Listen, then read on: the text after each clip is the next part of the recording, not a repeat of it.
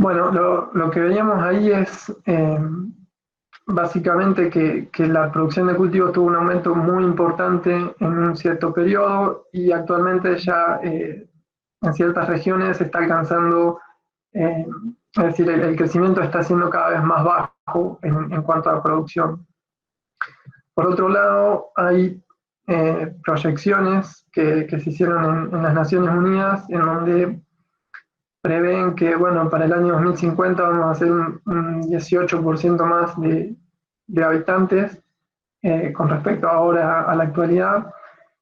Y que, bueno, espero que no se equivoquen mucho en la proyección y que realmente para finales de siglo ya la población no crezca mucho y se estabilice en alrededor de los 11.000 millones de habitantes. Quizás podríamos hablar después si ese número es adecuado, es decir, si los recursos que tenemos pueden soportar esa cantidad de habitantes. Pero bueno, lo importante es que este aumento en la población va a llevar a aumentos en la necesidad de producir alimentos. Y bueno, como vimos, quizás podríamos decir, bueno, hagamos algo similar a lo que se hizo entre el 60 y el 2000 y aumentemos producción de nuevo. La solución no es tan fácil y ya vimos que en ciertas regiones, de hecho, se está alcanzando rendimientos potenciales. Y otro aspecto que va a empezar a tener importancia, que creo que ya está pasando ahora, es el clima. En este gráfico lo que se ve es la distribución de probabilidades para la temperatura a nivel mundial y estos autores lo que propusieron en este trabajo es que va a haber un cambio desde un clima previo o antiguo hacia un clima nuevo.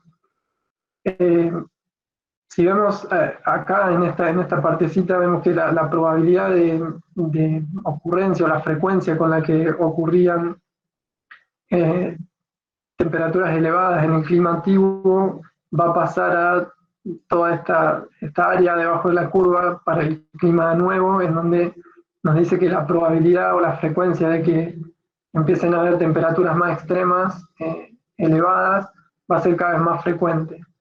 Entonces, vamos a tener que aumentar la producción de alimentos y eso va a tener que ser en un contexto, en un escenario nuevo que va a estar dado por una mayor frecuencia en la aparición de eventos climáticos extremos, mayor frecuencia también en la ocurrencia de situaciones de estrés. También se prevé que haya cambios en los patrones de distribución de las precipitaciones. Pero hay diferentes estudios, en realidad hay muchos estudios hechos sobre PGPR en situaciones de estrés. Eh, bueno, de hecho, este particularmente es una revisión que hicieron estos autores de muchísimos papers en donde se evaluó todo esto. Y bueno, yo no me voy a poner a detallar cada uno de los efectos que tienen diferentes situaciones de estrés sobre las plantas, eh, pero acá está explicado y está explicado cómo también eh, las bacterias cómo hacen para tratar de compensar estos efectos negativos. Y bueno, yo creo que esto va a quedar dando vueltas por ahí, así que después lo van a poder leer, pero esto se puede resumir en que básicamente las bacterias lo que hacen es producir cambios morfológicos en el crecimiento de raíces y también modificaciones en la expresión de los genes de las plantas, que, que, bueno, eso puede llevar también después a eh, modificaciones en la producción de hormonas y todo lo que también ese ya había hablado anteriormente. Eh, bueno, para ver un poquito de estos trabajos que evalúan a las bacterias en situaciones de estrés, en este evaluaron al crecimiento de plantas de trigo inoculadas con pseudomonas en condiciones de estrés por temperaturas elevadas. Y lo que vemos acá, los circulitos en rojo es cuando no aplicaron pseudomonas y los circulitos en verde son cuando los tratamientos con pseudomonas. Y estos dos de arriba es para temperaturas normales y estos dos de acá abajo para temperaturas elevadas. Lo que se ve principalmente es que cuando las plantas estaban inoculadas y pasaron desde una condición de temperaturas normales a temperaturas elevadas, el crecimiento disminuyó en menor proporción que cuando las plantas tuvieron ese cambio de temperatura y no estaban inoculadas. Bueno, este es un trabajo que hicieron investigadores de acá de Argentina, en donde habían evaluado el crecimiento de raíces de plántulas de maíz en condiciones de buen estado hídrico. Son todas estos tratamientos que tienen la W. Ellos evaluaron dos cepas de Azospirillum. Esta, la AZ39, es la que más se usa acá en Argentina, pero ellos tienen esta, sí. Yo al menos no veo tu cursor, por si estás señalando algo, se ve toda la imagen, todo, pero no veo tu cursor. Es como para que sepas. Bueno, los tratamientos que tienen la W a la izquierda de la figura de abajo son tratamientos que estaban bien, con buena provisión de agua, y los tratamientos que tienen la S a la derecha evaluaban a la cepa en condiciones de estrés. Lo que encontraron ellos es que cuando se sometían las plantas de maíz a estrés hídrico, el crecimiento de raíces no estaba tan afectado cuando se había hecho inoculación en comparación con el control. Entonces, bueno, lo que podemos ver en todo esto es que en este nuevo escenario de producción, en donde las bacterias, va a haber que aumentar la producción de alimentos, y va a haber que hacerlo en un clima que ya no va a ser tan amigable. De hecho, creo que no lo está haciendo. Estas bacterias que hay que tenerlas en cuenta como aliados, digamos, como una herramienta más, como un insumo más, para ayudarnos a poder producir más en estos ambientes que van a ser cada vez más frecuentes en cuanto a situaciones de estrés. Y bueno, en estas últimas dos diapositivas voy a tratar de responder un poco la pregunta que se planteó para estas dos charlas. Y bueno, en esta lo voy a hacer usando parte de los datos que obtuvimos en los experimentos del año pasado. Estas son mediciones de área foliar, y los estamos viendo son las mediciones a los 40 días después de la siembra, y lo estamos viendo en función de control sin fertilizar y fertilización con fósforo y con potasio, para un promedio de tratamientos inoculados con Azospirillum y con Pseudomonas. Y esto lo vemos así porque si vemos la fertilización no tuvo efecto sobre el área foliar, perdón, la fertilización tuvo efecto sobre el área foliar, pero no lo tuvo la inoculación. Y lo que vemos en el gráfico es que la fertilización nos permitió aumentar en un 14% el área foliar con respecto a el control sin fertilizar. Estas son mediciones que hicimos también a los 40 días, en donde vemos el peso seco total de las plantas de trigo, y a su vez particionada en peso seco aéreo y de raíces. Y lo que vemos es que tanto en peso seco total como en las particiones, la interacción entre los dos factores que nosotros teníamos en los ensayos no fue significativa en ningún caso. Es decir, lo que esto nos mostraba era que estaba habiendo efectos aditivos entre estos dos factores, y lo que vemos también es que la inoculación, bueno, no puedo señalar, pero lo importante es que vean que en el peso seco total la inoculación tuvo efectos significativos, y lo hizo independientemente de la aplicación de fósforo y potasio.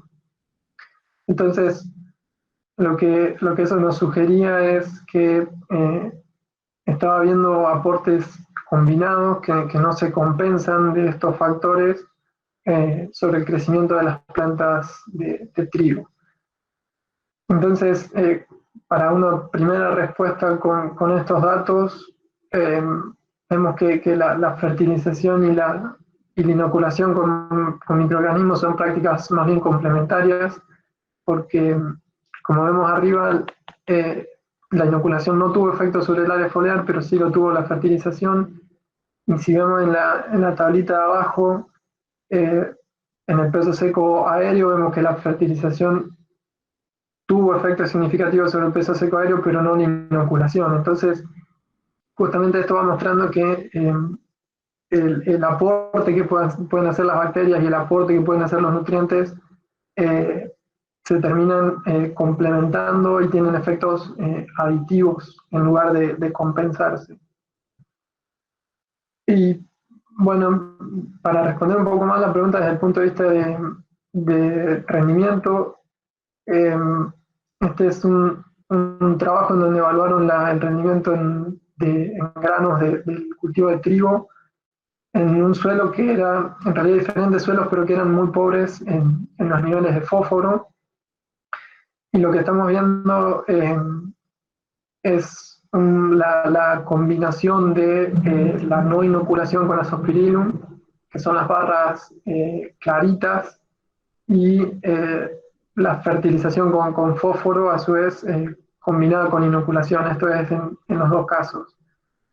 Lo que encontraron estos investigadores es que cuando la inoculación no era combinada con la fertilización con fósforo, no hubo respuestas en términos de rendimiento en grano, pero cuando la inoculación la combinaban con la aplicación de fósforo, se vieron respuestas a la inoculación.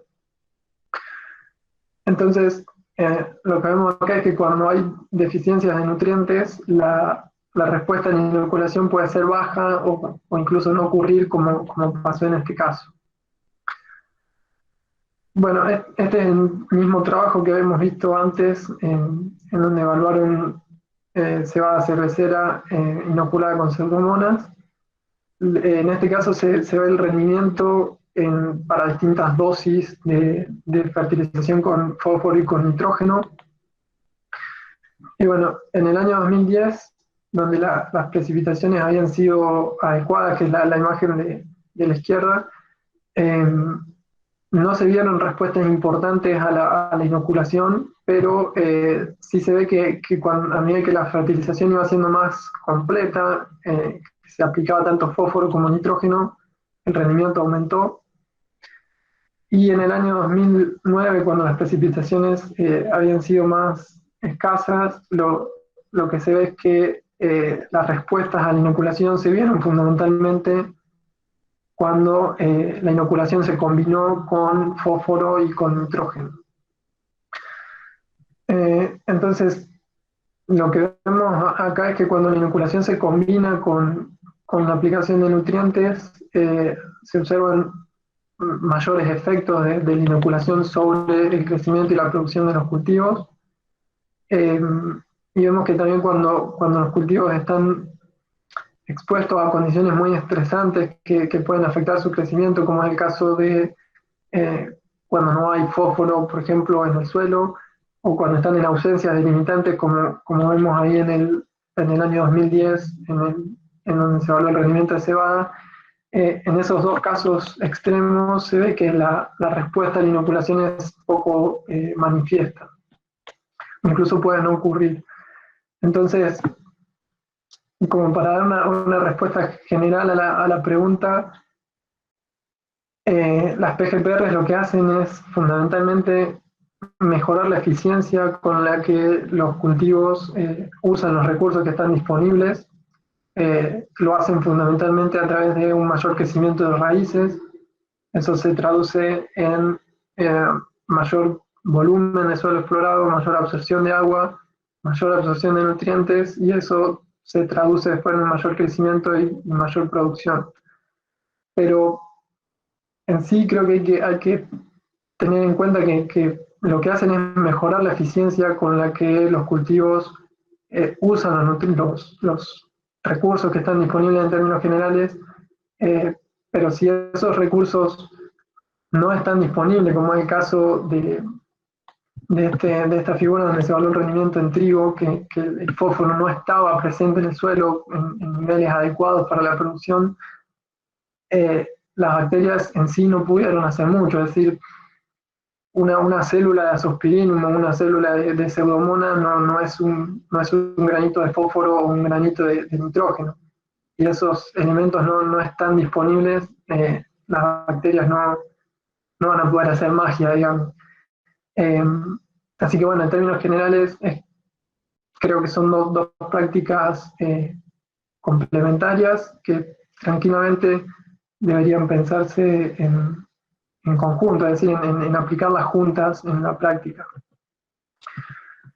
Y bueno, para terminar, resumir un poquito lo que vimos y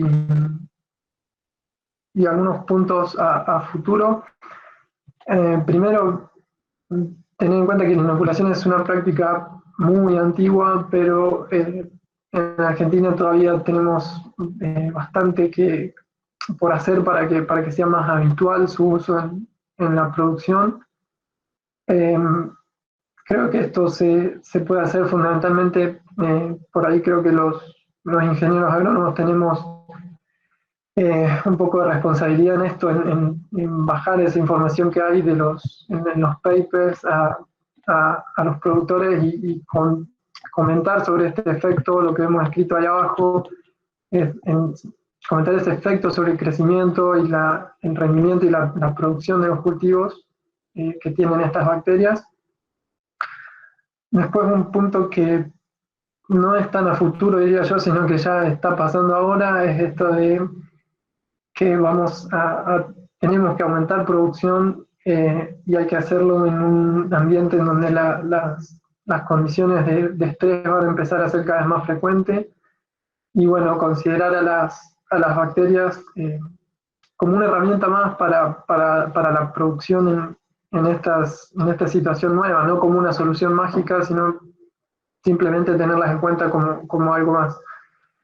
En cuanto a la coinoculación, que no la nombré mucho durante la presentación, simplemente en un momento cuando se combinó en soja, Bradyrhizobia con Azospirillum. Esto es más que todo para, quizás si alguien quiere dedicarse a la investigación, creo que la inoculación tiene que ser más estudiada en Argentina, sobre todo en términos de evaluar combinaciones específicas de microorganismos, ya sean cepas o diferentes géneros, y ver cómo los efectos de esas combinaciones específicas sobre el crecimiento de los cultivos se anulan o si se compensan, o ver qué pasa cuando se aplican juntas. Y bueno, por último, responder de nuevo a esta pregunta, creo que las PGPR son un recurso más para producir, para armar sistemas de producción sustentables. En algunos casos, como había mostrado antes, puede ayudar el uso de estas bacterias a reducir las dosis de fertilizantes inorgánicos, pero de todas maneras, en términos generales, no son un reemplazo a la fertilización, sino más bien un complemento. Así que, bueno, para terminar de nuevo, gracias a ustedes por participar, gracias también a Julio y a Susana y a todo ese equipo que se armó el año pasado para hacer esos experimentos y generar parte de los datos que mostré acá.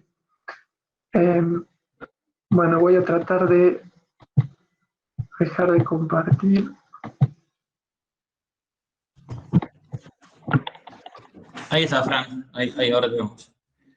Bueno, excelente, la verdad, muy buena la charla, interesante. Me gustó mucho esta parte, ¿no? De cómo en un extremo y en otro de disponibilidad y escasez de los nutrientes necesarios se anula el efecto, ¿no? Como una especie de curva de Nu, una parábola se podría ajustar ahí, parece que estuvo muy buena. Y en general esta cuestión del incremento de los estrés, del estrés en diferentes formas, ¿no? Que necesita estrategias nuevas, ¿no? De fertilización que involucren los microorganismos. La verdad que muy buena. Mira, yo estuve juntando algunas de las preguntas, son varias, así que lo que yo me parece que propongo para que hagamos yo voy seleccionando y voy haciendo las preguntas que hicieron de los participantes, y ustedes ven más o menos quién la contesta, ¿sí? Voy haciendo algunas. Dale. Para Ezequiel y Francisco. Entonces, una pregunta nos decía Bautista, ¿los costos de aplicación de microorganismos, digamos, la inoculación, son mayores que los fertilizantes? O para tener una idea más o menos de cuánto es. Esa era una primera pregunta. Les hago de a dos, como para que ya las tengan. Esa es una. Y después hay otra que dice, nos decía Juanma Ramírez, si recomiendan activar los microorganismos antes de aplicarlos, y en ese caso, ¿qué tipo de aplicación? Si aeróbica, anaeróbica. Esas son dos preguntas que estaban. No sé Bien. si ese o Fran. Arranca de Cecilia. Dale. Por parte de los costos, los costos son normalmente menores que la fertilización, ¿no es cierto?, química, ¿no? Estamos hablando de costos muy por debajo de lo que sería una aplicación con urea o con guano o con cualquier de los superfosfatos, por ejemplo. Para que tengan una idea, hoy en día el litro de inoculante, en el caso de soja, está aproximadamente en 12.000 pesos o 10.000 pesos el litro que te rinde